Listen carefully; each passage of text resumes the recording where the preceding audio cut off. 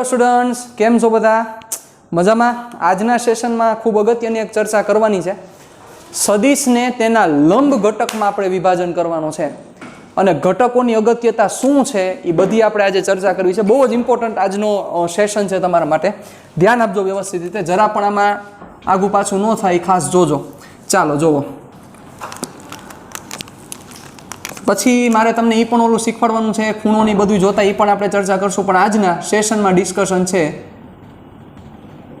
સદિશને તેના લંબ ઘટકોમાં વિભાજન કરવો. સદિશને તેના લંબ ઘટકોમાં વિભાજન કરવો. ચાલો, શું આખું ડિસ્કશન છે આપણે એને સમજીએ બહુ ઇઝી રીતે, અને બહુ તમને આવડે એવું જ છે, એમાં કંઈ નવીન વસ્તુ નથી. ચાલો ધ્યાન આપજો.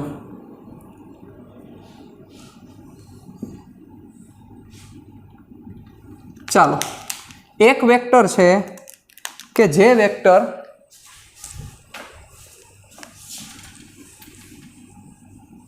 એનું નામ આપણે એ કહીએ છીએ, એ નામનો વેક્ટર છે. ચાલો ધ્યાન આપજો.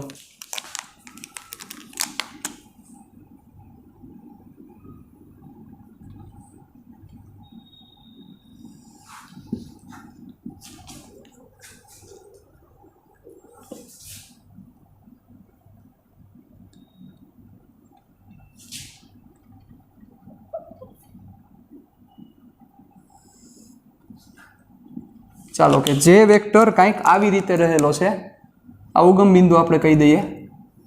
ચાલો, આ રીતે આ વેક્ટર રહેલો છે, વેક્ટર એ. ઓકે, હવે પ્રશ્ન મારો એ છે, મારા બધા પ્રશ્ન સાંભળજો. મારા પ્રશ્ન બહુ અગત્યના હશે અને બહુ સમજવા જેવા પણ હશે, એટલે ખાસ પ્રશ્નમાં લોચા ન થાય પ્રશ્ન સાંભળવામાં અને જવાબ દેવામાં. આ વસ્તુનું ધ્યાન રાખજો. ચાલો, એ નામનો વેક્ટર આવી રીતે રહેલો છે. હવે વિચારો કે આ જે એ નામનો વેક્ટર છે, આ શું એ નામનો વેક્ટર એક્સ અક્ષ ઉપર છે? જોવો જોઈએ. માત્ર એક્સ અક્ષ ઉપર છે? ના, નથી. શું આ એ નામનો વેક્ટર માત્ર વાય અક્ષ ઉપર છે? તો કે ના, નથી. તો આ એ નામનો વેક્ટર છે ક્યાં? તો કે આ એ નામનો વેક્ટર એક્સ અક્ષ અને વાય અક્ષની વચ્ચે છે. આનો મિનિંગ એવો થાય કે આ જે એ નામનો વેક્ટર છે, આ એ નામના વેક્ટર પાસે એક્સ દિશાનો પણ ઘટક છે અને વાય દિશાનો પણ ઘટક છે. મતલબ આ જે એ નામનો વેક્ટર છે, આ એ નામનો જે સદિશ છે, આ સદિશ એક્સ અક્ષ અને વાય અક્ષ એ બંનેના કોમ્બિનેશનથી બનેલો છે. જો માત્ર ખાલી સમજો, બહુ સારી રીતે સમજો. માત્ર જો એક્સ દિશામાં હોત તો આપણે આવું કહેત, એનો વેક્ટર આપણે આવી રીતે રિપ્રેઝન્ટ કરત. તમને જો આવું કીધું હોત કે a = 3i, તો એનો મિનિંગ એવો થયો કે માત્ર એક્સ દિશામાં છે, તો ઓબ્વિયસ છે મારે એને આટલો ખાલી ડ્રો કરવો પડશે. આ એ થઈ ગયો. ચાલો વિચારો, જો મેં એવું કીધું હોત કે b = 4j, તો એનો મિનિંગ એવો થાત કે માત્ર એને મારે વાય અક્ષમાં કહેવાનો હતો, પણ અહીંયા જે એ છે એ નથી એક્સમાં કે નથી વાયમાં, પણ આ એ એક્સ અને વાયના કોમ્બિનેશનથી બનેલો છે. જોવો, તો એનો મિનિંગ કે આ એ પાસે એક્સ દિશાનો પણ ઘટક છે અને આ એ પાસે વાય દિશાનો પણ ઘટક છે. હવે સમજો, જો આની પાસે એક્સ દિશાનો ઘટક ન હોત, એક્સ દિશાનો ઘટક ન હોત કે જે આ વેક્ટર પાસે નથી, તો આ સદિશ એક્સ અક્ષ પર હોય જ નહીં. મતલબ કે એક્સ અક્ષના વિસ્તારમાં જ ન હોય. તો જોવો, આ બી આ વાય અક્ષ ઉપર રહેલો છે. જો આ સદિશ પાસે વાય અક્ષનો ઘટક ન હોત તો એ વાયના વિસ્તારમાં ન રહેલો હોય. શું કામ? તમને એમ થશે કે સર તમે કઈ રીતે વિસ્તાર બોલો છો? વિસ્તાર છે, જોવો, સમજજો બરોબર રીતે. વિસ્તાર છે, જોવો. કારણ કે આ જે ઘટક છે, આ જે સદિશ છે, આ સદિશે વાય અક્ષ ઉપર પણ અંતર કાપેલું છે, જોવો આટલું અંતર, અને આ સદિશે એક્સ અક્ષ ઉપર પણ અંતર કાપેલું છે, આટલું અંતર. વિચારો. એટલે ખાસ વસ્તુ તમે મગજમાં ક્લિયર કરીને રાખો કે જો આ સદિશ પાસે વાય અક્ષનો ઘટક ન હોત, તો આ જે ઘટક તમને મળ્યો છે, આ જે વાય અક્ષ ઉપર જો આ સદિશ ન હોત, મતલબ કે વાય અક્ષનો એક પણ પ્રકારની અસર આ સદિશ ઉપર ન હોત, તો આ ઘટક 0 થઈ જાય. તો આ ઘટક 0 થઈ જાય, એનો મિનિંગ કે આ સદિશ પૂરેપૂરો એક્સ અક્ષ ઉપર હોત, કે જે જોવો અહીંયા એ નામનો સદિશ રહેલો છે. એનો મિનિંગ કે આ જે સદિશ છે એને મેં એક્સ અને વાય બંનેમાં ડ્રો કર્યો છે. એનો મિનિંગ આ સદિશ નથી એક્સ ઉપર માત્ર, નથી વાય ઉપર, પણ આ સદિશ એક્સ અને વાય ના સમન્વયથી બનેલો છે. કોના સમન્વયથી? એક્સ અને વાય ના સમન્વયથી બનેલો છે. ચાલો, તો હવે મારે આ સદિશને બે લંબ ઘટકમાં એને લંબ ઘટકમાં વિભાજન કરવો છે. વિભાજન એટલે ભાગ પાડવા છે. કેવી રીતે ભાગ પાડશું? ચાલો ધ્યાન આપજો. તો ધારો કે આજે એ નામનો સદિશ છે, આ એ નામનો સદિશ એક્સ અક્ષ સાથે થીટાનો કોણ રચે છે. કેટલાનો કોણ રચે છે? થીટાનો. તો અહીં આપણે શું એડ કરવું પડશે? અહીં ચાલો જોજો, ધ્યાન આપજો. અહીં વેક્ટર એ એક્સ અક્ષ સાથે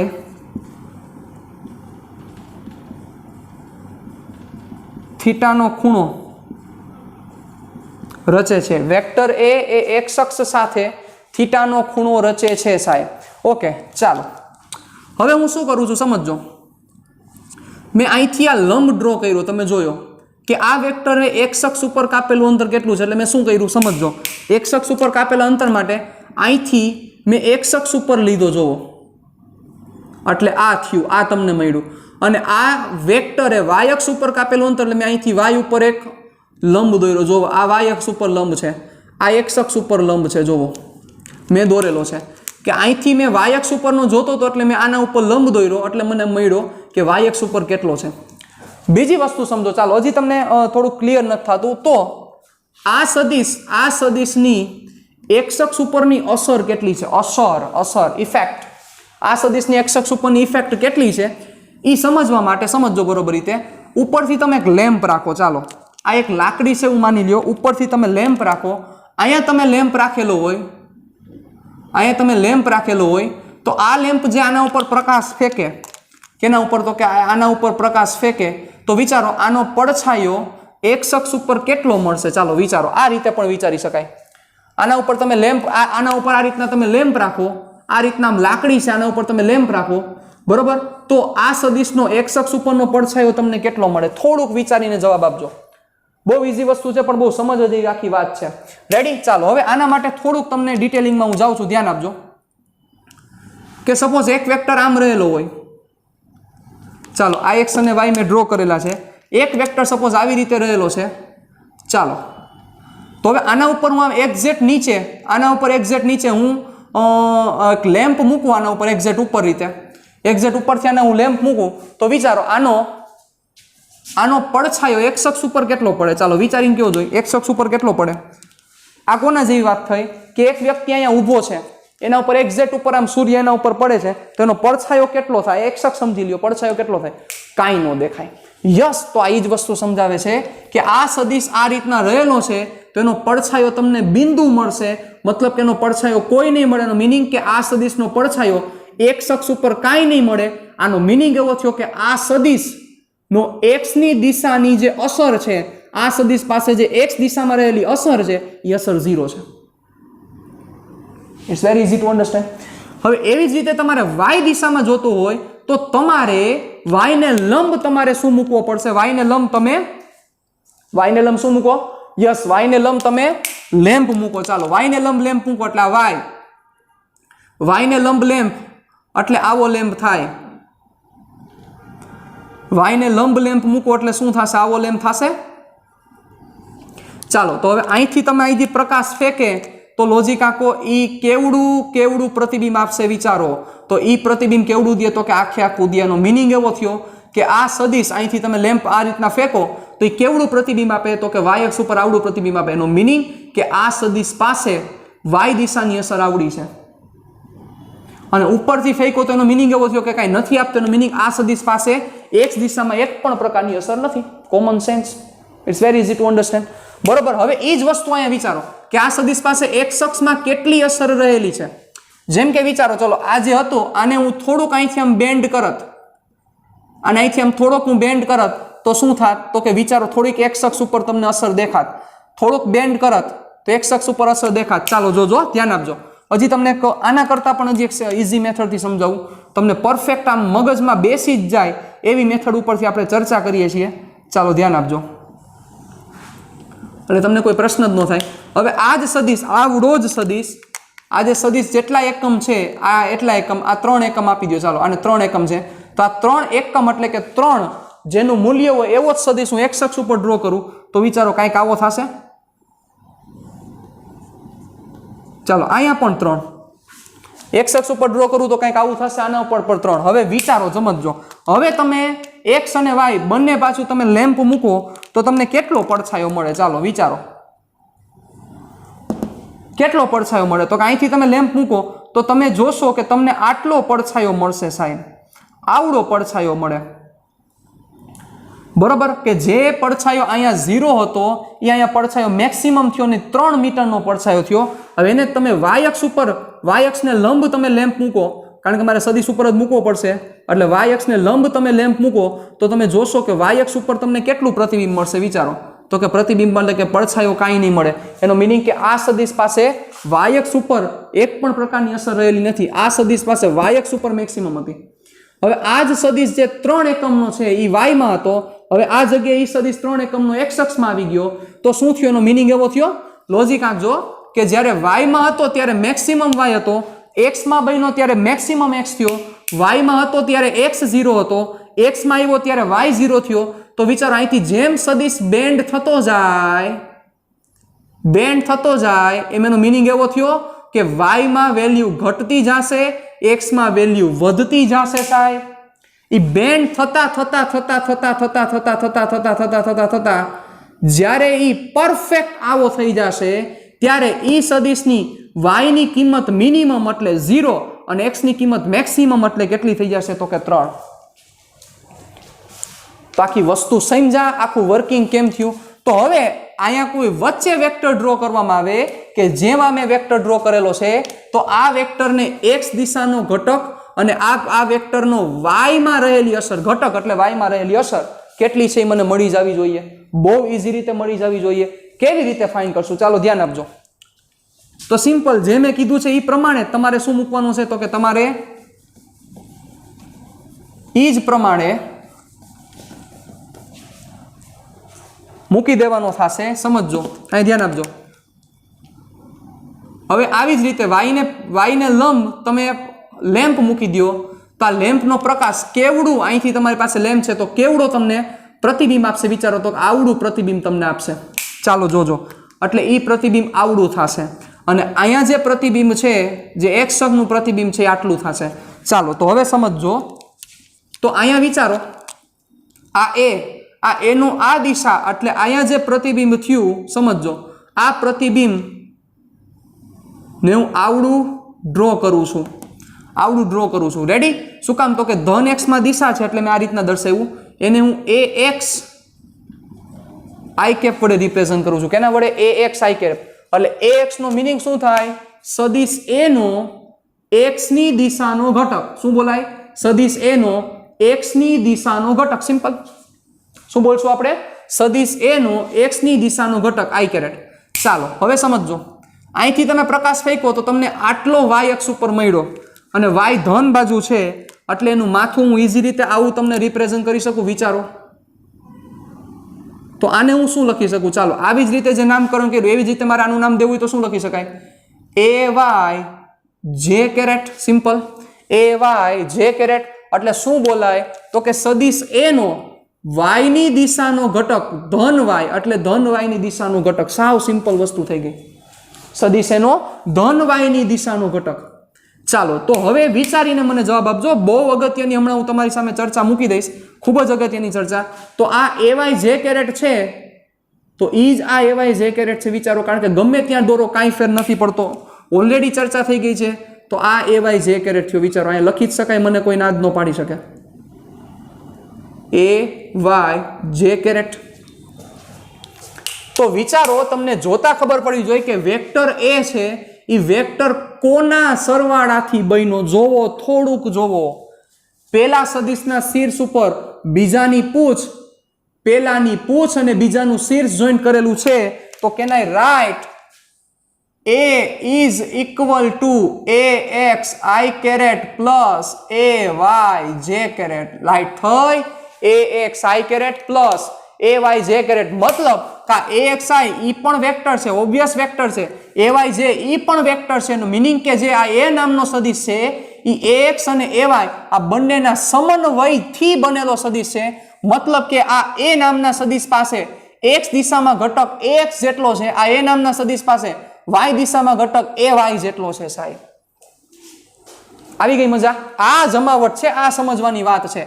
તો હવે એમાં હું એક વસ્તુ હજી એડ કરી દઉં તો આને બીજી રીતે આમ પણ લખી શકાય, તમને ખ્યાલ છે, ax અને ay. You can easily write a is equal to ax અને ay. તો ax I caret plus ay j caret. હવે આનો મીનિંગ ax અને ay નો મીનિંગ શું થશે? ચાલો જોજો. તો ax I caret નો મીનિંગ થશે સદિશ a નો x અક્ષની દિશામાં નો ઘટક અને ay જે કેરેટ નો મીનિંગ થશે a નો y અક્ષની દિશામાંનો ઘટક, a નો x અક્ષની દિશામાંનો ઘટક અને a નો y અક્ષની દિશામાંનો ઘટક. તો વિચારો કે આ જે a બન્યો એ કોના સમન્વયથી બન્યો? axi અને ayj. એટલે આ x અક્ષ ઉપર છે, આ y અક્ષ ઉપર છે. And you know very well that x axis and y axis is perpendicular to each other. મતલબ કે x axis અને y axis એકબીજાને લંબ છે. એટલે હવે સદિશનું હેડિંગ આવ્યું, સદિશને તેના લંબ ઘટકોમાં વિભાજન કરવાલો. સમજી ગયા આખી વાત? રેડી? મતલબ કે વિભાજન કર્યો કહેવાય ને કે a નામના વેક્ટરને બે ભાગમાં વિભાજન કર્યો, a નામના વેક્ટરને બે ભાગમાં વિભાજન કર્યો એટલે એને કીધું કે સદિશને લંબ ઘટકમાં વિભાજન કરવો. એટલે અહીંયા જોતા જ તમને ખબર પડી શકે છે કે અહીં ax I cap is perpendicular to ay j cap. અહીં ax I cap is perpendicular to ay j. perpendicular એટલે કે લંબ, બરોબર? એટલે કે ax I cap is perpendicular to ay j cap. મતલબ કે સદિશને એના બે લંબ ઘટકમાં વિભાજન કર્યો કહેવાય, બરોબર? એટલે એ નામના સદિશને એના બે લંબ ઘટકમાં વિભાજન કર્યો કે ઈ ઘટકો એકબીજાને કેવા છે? તો કે લંબ છે. ક્લિયર? ચાલો હવે મારે ડિટેલમાં જવું છે. આ રીતે તો લખી શકાય છે, પણ મારે થીટાના સ્વરૂપમાં જવું છે કે જે ખૂબ જ ઇમ્પોર્ટન્ટ છે તમારા માટે. ઓકે, ચાલો પછી આની આપણે મૂલ્ય પણ ગોતશું, બધું વસ્તુ કરશું. મૂલ્ય તો ગોતતા હવે આવડી ગયું છે જોકે. ચાલો તો હવે મારે થીટાના સ્વરૂપમાં જવું છે. તો કેવી રીતે કન્વર્ટ કરશું? ચાલો વેક્ટર એને આપણે લખશું કઈ રીતના? Vector a is equal two ax. મોટા ભાગે આવી રીતે લખશું એટલે લખવું આપણને સમજવું ઈઝી પડે. ax અને ay, બરોબર? તમે ax I cap plus ay j cap એ પણ લખી શકાય, બરોબર? પણ આવી રીતે લખો તો શોર્ટ એન્ડ સ્વીટમાં ઈઝી રીતે લખાઈ જાય અને વાર પણ ન લાગે. ને આવી રીતે લખો તો વાંધો નથી. આવી રીતે લખો તો તમે પ્લસ કરો તો તમારે એકમ સદિશ દેવા પડશે, બરોબર? આમાં એ દેવાની જરૂરિયાત નથી. ચાલો તો હવે હું શું કરું છું જોજો. હેડિંગ સાંભળજો બરોબર રીતે. હેડિંગ બીજી બોલપેનથી મારું. એને થીટાના સ્વરૂપમાં રૂપાંતર કરવો, એને થીટાના સ્વરૂપમાં રૂપાંતર કરવો. ચાલો એને તમારે થીટાના સ્વરૂપમાં કન્વર્ટ કરવાનો છે. કેવી રીતે કરશું? ચાલો જોજો, ધ્યાન આપજો. સિમ્પલ. જોજો, સાઇન અને કોસ બે વસ્તુ મારે એપ્લાય કરવાની છે. આ O P અને આ Q, એટલે ત્રિકોણ OPQ માટે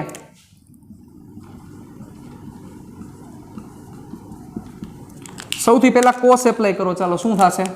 કોસ થીટા પાબા એટલે OP ના છેદમાં કર્ણ એટલે OQ. O કટ નો થયો, જોજો લખ્યું ન આખતા. OP એટલે AXI. પણ બચ્ચા હું થીટામાં જાઉં છું એટલે અહીંયા I કેરેટ એટલે દિશા દર્શાવે છે. મારે દિશાનું કામ નથી, મૂલ્યનું કામ છે. એટલે હું લખું છું AX ના છેદમાં OQ એટલે A. Therefore AX is equal to A cos theta. બરોબર? અને આ જ ત્રિકોણ OPQ માટે આપણે પેરેલલ કરીએ sin theta. sin theta is equal two શું થશે? સાબા એટલે PQ ના છેદમાં શું થશે? કર્ણ. સાબાના છેદમાં કર્ણ એટલે OQ. એટલે PQ છે, PQ શું છે? AY. કારણ કે આ PQ કહો તો ભલે આ કહો તો ભલે બે સેમ છે. AY ના છેદમાં A. Therefore AY is equal to A sin theta. બરોબર? ચાલો તો હવે AX ની જગ્યાએ શું લખી શકાશે? A cos theta અને AY ની જગ્યાએ શું લખી શકાશે? A sin theta. તો હવે શું થયું? બહુ અગત્યની ડિસ્કશન લખવા જઈ રહ્યો છું, એની અગત્યતા બોલી શકાય એટલી નથી. a cos theta a sin theta, બરોબર, કે જેને હું જો i અને j કેપમાં લખું તો આવું થાય a cos theta i caret plus a sin theta j caret, બરોબર. તો કોઈ પણ સદિશને આવી રીતે રિપ્રેઝન્ટ કરી શકાય. તમને થીટા દીધેલો હોય તો એવી રીતે તમે એને રિપ્રેઝન્ટ કરી શકો છો સાહેબ. એ કોસ થીટા અને એ સાઇન થીટા. ડોન્ટ ફોરગેટ, અહીંયા જે થીટા બનેલો છે એ એક્સ અક્ષ સાથે થીટા બનેલો છે સાહેબ. કેટલાક સ્ટુડન્ટ્સ એવું ગોખી નાખે છે, આમ ગોખી નાખે. કેવું ગોખી નાખે? તો કે ગોખી એવું નાખે કે એક્સ એટલે કોસ અને વાય એટલે સાઇન, કારણ કે એક્સ ઘટક આવ્યો ને, પેલો ઘટક એક્સ હોય એટલે એક્સ એટલે કોસ, વાય એટલે સાઇન, આવું ગોખી નાખે, મગજમાં ફિટ કરી નાખે. પણ એવું નથી સાહેબ. ચાલો જોજો, હમણાં હું આ જ વસ્તુને બીજી રીતે રિપ્રેઝન્ટ કરું. ચાલો હવે આ થીટાની જગ્યાએ મેં આ થીટા લીધો તો શું થાત? ચાલો જોજો. અહીંયા ફરીથી હું ડ્રો કરું છું એટલે તમને આખી વસ્તુ તમને સમજાઈ જશે. હું તમને કહેવાનો ભાવાર્થ શું છે, કારણ કે આનો હાલતા ને ચાલતા ઉપયોગ થવાનો છે વેક્ટરમાં. એટલે મોટાભાગના સ્ટુડન્ટ્સ એ રીતના માર ખાઈ જાય છે. એ શું સમજાવે? એ શું સમજે કે એક્સ સાઈડે કોસ અને વાય એટલે સાઇન. એવું નથી સાહેબ, સાંભળજો, તમને હમણાં બધી વસ્તુ સમજાઈ જશે. ચાલો એ જ વેક્ટર ફરીથી ડ્રો કરું. આ વેક્ટર એ, પણ હવે થીટા છે એ વાય સાથે બનેલો થીટા છે. ચાલો આના તમારે લંબ ભાગમાં વિભાજન કરવાનું છે. ઉપરથી શેડો પાડો, ઉપરથી બલ્બ લગાવો એટલે સિમ્પલ તમને હવે આવડી ગયું હશે. મારે તમને સમજાવવાની પણ જરૂર નહીં થાય. આ એનો એક્સ થયો અને આનો શું થયો તો કે વાય થાય. ચાલો એટલે આ વેક્ટર બન્યો. હવે દર વખતે હું નહીં ડ્રો કરું, ફરીથી એકવાર ડ્રો કરી રહ્યો છું. એ એક્સ આઈ અને આ બનશે એ વાય જે, બરોબર. એટલે ઈ જ એ વાય આ થયો, આ એ વાય જે, આ એ વાય જે, બરોબર. ચાલો હવે તો આમાં વેક્ટર એ એટલે લખાય આવું જ. વેક્ટર એ એટલે લખાય શું? તો કે આ વેક્ટરની એક્સ દિશામાં એ એક્સ આઈ કેરેટ અને વાય દિશામાં એ વાય જે કેરેટ, બરોબર. ચાલો ધ્યાન આપજો, વ્યવસ્થિત રીતે ધ્યાન આપજો. તો હવે અહીંયા હું કોસ થીટા એપ્લાય કરું તો શું થશે? કરો cos theta apply. Cos theta એટલે પાબા, પાબા એટલે વા થઈ જાય. ચાલો સદિશ આ થઈ ગયો છે ઓપી ક્યુ, પાબા, પાબા એટલે થઈ જાય એ વાય ના છેદમાં કર્ણ. કર્ણ શું થાય? કાટખૂણોની સામેની બાજુ. આ કાટખૂણો બન્યો, સામેની બાજુ એટલે આ થયો, કાટખૂણાની સામેની બાજુ એટલે આ કર્ણ. ઓ ક્યુ એટલે એ. તો હવે વિચારો, A Y is equal to A cos theta. જો બહુ ઊંધું થઈ ગયું. અને એવી જ રીતે સાઇન એપ્લાય કરો તો શું થશે? Sine theta is equal to સાબા, સાબા એટલે પી ક્યુ ના છેદમાં કર્ણ, કર્ણ એટલે ઓ ક્યુ. ઓ ક્યુ કેટલો છે? તો કે એ. પી ક્યુ એટલે ડાયરેક્ટ કિંમત લખ નાખો દોય. પી ક્યુ એટલે શું થાય? આ પી ક્યુ એટલે આ થયો, એટલે આ થયો ને સાહેબ. આ શું થયો? એક્સ આઈ કેપ એટલે એક્સ ના છેદમાં એ. Therefore A X is equal to A sine theta. સમજો સાહેબ, X is equal to A sine theta, બરોબર. ચાલો તો હવે આ જ વેક્ટરને મારે ફરીથી થીટાના સ્વરૂપમાં લખવો હોય તો શું થાય? A is equal to A X એટલે થશે A sine theta, A sine theta અને થશે એ કોસ થીટા. જુઓ બંને વસ્તુ ચેન્જ થઈ ગઈ. તો હવે જો તમે ગોઈખું હોય તો લોચા થાય. જુઓ આ બંનેમાં ફેરફાર છે આખા. જુઓ જો ગોઈખું હોય તો પ્રશ્ન થાય. તમે જો ગોઈખું હોય તો તમે શું કહો? તો કે એક્સ એટલે કોસ અને વાય એટલે સાઇન. નહીં સાહેબ, એવી રીતે યાદ નહીં રાખો. પણ તમે એક વસ્તુ જોઈ, તમે એક માર્કિંગ કર્યું, તમને જે કહેવા માંગુ છું, સદિશે જેની સાથે ખૂણો બનાવ્યો, સદિશે જેની સાથે ખૂણો બનાવ્યો ઈ દિશાનો ઘટક કોસ ગયો. જોવો, સદિશે જેની સાથે ખૂણો બનાવ્યો ઈ દિશાનો ઘટક કોસ ગયો. જેમ કે અહીંયા જોવો, સદિશે અહીંયા એક્સ સાથે ખૂણો બનાવ્યો, સદિશે એક્સ સાથે ખૂણો બનાવ્યો તો એક્સ અક્ષની દિશામાં કોસ ઘટક છે. જોવો થીટા ખૂણો બનાવ્યો તો સદિશ જેની સાથે થીટા ખૂણો બનાવે એ દિશાનો ઘટક કોસ છે. જો અહીંયા કોસ આવ્યો. આ કેસમાં સદિશે વાય સાથે ખૂણો બનાવ્યો તો વાય ની દિશાનો ઘટક કોસ આવ્યો. જોવો આ રહ્યો, દેખાય? કારણ કે આ થયો એક્સ ઘટક અને આ થયો વાય ઘટક. જેમ કે અહીંયા થયો આ એક્સ ઘટક અને આ થયો વાય ઘટક. તો યાદ હવે ઈ રાખો, સદિશ જેની સાથે ખૂણો બનાવે, ખાસ આ વસ્તુને મગજમાં ક્લિયર કરીને રાખજો, સદિશ જેની સાથે ખૂણો બનાવે ઈ દિશાનો ઘટક કોસ અને એની સામેનો ઘટક સાઇન. ચાલો સામેનો ઘટક એટલે શું થાય? તમને થશે કે સર આ શું બોલ્યા સામેના ઘટક વાળું? ચાલો જોજો. સદિશ જેની સાથે ખૂણો બનાવે, સદિશે કોની સાથે ખૂણો બનાવ્યો? સદિશે બનાવ્યો x સાથેનો ખૂણો, એટલે આ x સાથેનો ખૂણો આ ગયો cos થીટા, આ એક cos થીટા થયો. અને થીટાની સામેનો જે ભાગ આવે, આ થીટાની સામેનો ભાગ, થીટાની સામેનો ભાગ એટલે આ જે આવ્યો એ સાઇન ઘટક થાય. અથવા તમે આમ પણ યાદ રાખી શકો, સદિશ જેની સાથે ખૂણો બનાવે cos ઘટક અને એને લંબ દિશાનો જે ઘટક થાય એ સાઇન ઘટક. આમ પણ યાદ રાખી શકાય. જેમ કે અહીંયા વિચારો, સદિશ જેની સાથે ખૂણો બનાવે, y સાથે ખૂણો બનાવ્યો તો આ cos ઘટક ગયો, અને એને લંબ એટલે આને લંબ કોણ થાય? તો કે આ, તો ઈ ઘટક કયો થાય? તો કે સાઇન ઘટક. અથવા એમ યાદ ન રાખવું હોય તો આમ પણ યાદ રાખી શકો તમે, આ સદિશ સદિશ જેની સાથે ખૂણો બનાવે છે cos અને એની એક્ઝેક્ટ સામે, આ સામેનો ઘટક આ સાઇન ઘટક, અને આફ્ટર ઓલ એ એકબીજાને લંબ જ થાય, તમે સમજી શકો છો. તો આ બહુ ઇમ્પોર્ટન્ટ કોન્સેપ્ટ છે, જરાય ભૂલ થવી જોઈએ ને. એટલે હું અહીંયા એક સ્ટેટમેન્ટ લખું છું રેડ લાઇનમાં, ખૂબ જ ઇમ્પોર્ટન્ટ સ્ટેટમેન્ટ છે. સદિશ જે અક્ષ સાથે ખૂણો બનાવે તે અક્ષની દિશામાંનો ઘટક કોસ થાય અને તે અક્ષને લંબ દિશાનો ઘટક, તે અક્ષને લંબ દિશાનો ઘટક અથવા થીટાની સાબા એ સાઇન થાય. બરોબર? કોણ થાય? તો કે સાઇન થાય.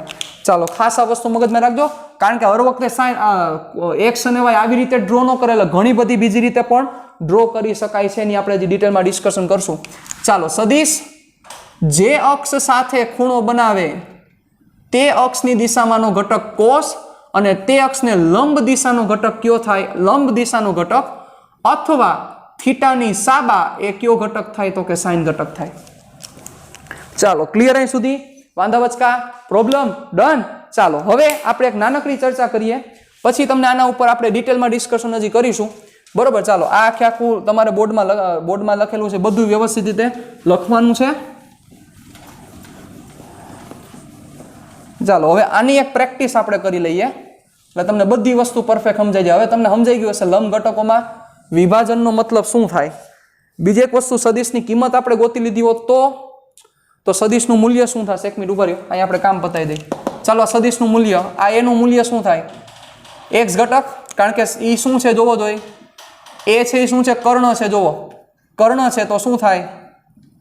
Mode A is equal two under route, mode A is equal two under route ax નો વર્ગ પ્લસ ay નો વર્ગ. અને આવું એટલે થઈ રહ્યું છે, ખાસ વસ્તુ સાંભળજો, કારણ કે હજી એક જગ્યા આવશે જ્યાં આ વસ્તુ નહીં થાય. આવું એટલે થઈ રહ્યું છે, x અને y એકબીજાને કેવા છે? લંબ છે. એટલે જ્યારે લંબ ઘટક હોય ત્યારે સદિશની કિંમત ઇઝીલી રીતે મળી જાય.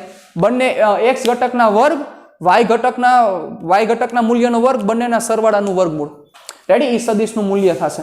ક્લિયર? ચાલો તો આ વસ્તુને તમારે વ્યવસ્થિત રીતે મગજમાં રાખવાની છે. ચાલો હવે એક પ્રેક્ટિસ આપણે એ કરવી છે, જે આ સ્ટેટમેન્ટ લખેલું છે એના ઉપર, એટલે તમને કોઈ પણ દિશામાં ઘટક દેતા આવડી જાય. કોઈ પણ દિશા હોય, કાંઈ ફેર ન પડે.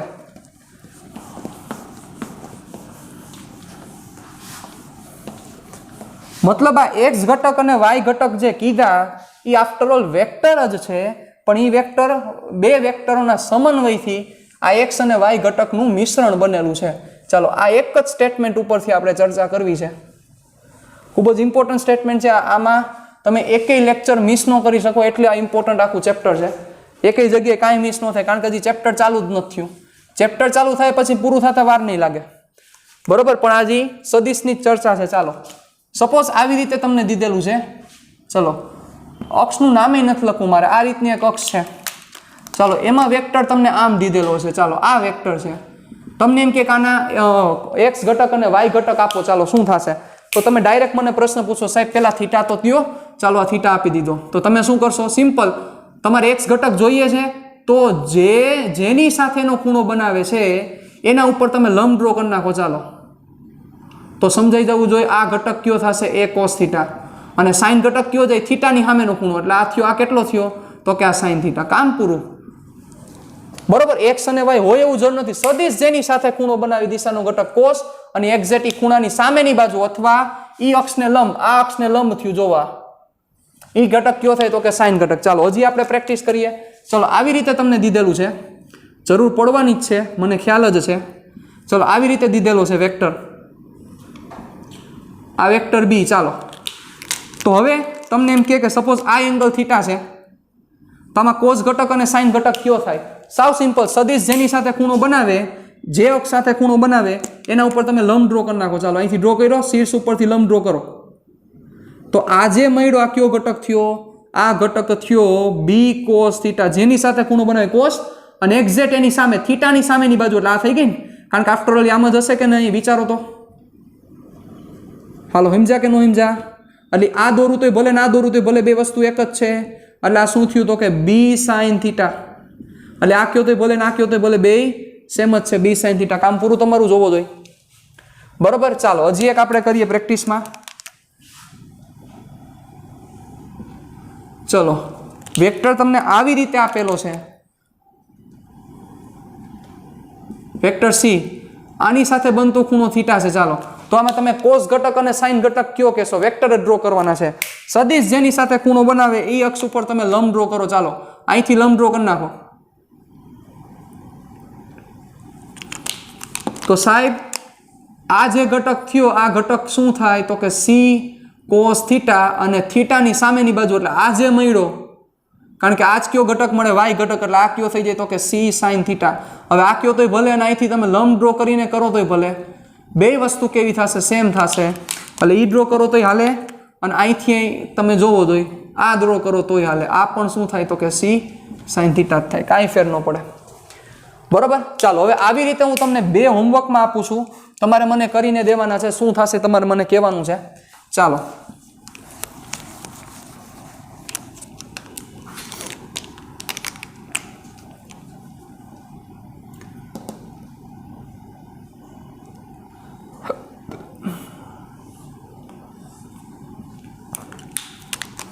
ચાલો વેક્ટર આમ છે, ખાલી તમારે કોસ અને સાઇન ડ્રો કરીને તમારે મને મોકલવાના છે, બીજું કાંઈ નથી કરવાનું. બનાવેલો ખૂણો થીટા જોજો, તો આમાં કોસ ઘટક કોને દેશો? સાઇન ઘટક. આ કેમ મેં વેક્ટર ડ્રો કર્યા છે એવી રીતે વેક્ટર ડ્રો કરવાના છે. ગમે તે રીતે હોઈ શકે, આપણને ફેર ન પડવો જોઈએ. આપણને તો જે કોન્સેપ્ટ છે એ કોન્સેપ્ટ મહાન છે સાહેબ, ઓલવેઝ.